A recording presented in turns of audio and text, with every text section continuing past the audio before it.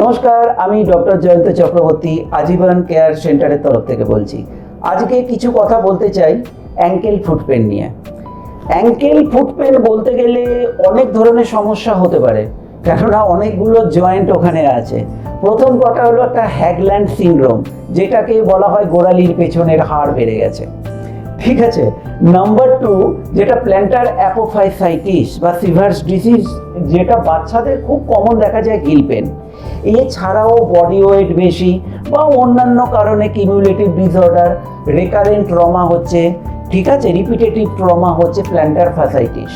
এছাড়াও অনেক সময় আমরা মেটাটার্সাল বোনের মধ্যে মেটাটার্সাল জিয়া বা বুনিয়ানটা বেশিরভাগ অস্টিওআর্থারাইটিস পেশেন্টদেরও দেখা যায়।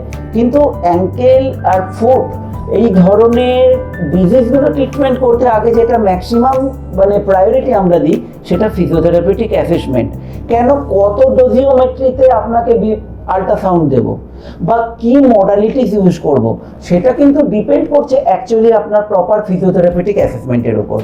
এবং এই ক্ষেত্রে আপনি যদি আপনার ট্রিটমেন্টটা এভিডেন্স বেসড ট্রিটমেন্ট পেতে চান, প্রপার অ্যাসেসমেন্ট পেতে চান, আজীবন কেয়ার সেন্টার আপনার কিন্তু গন্তব্য হতে পারে।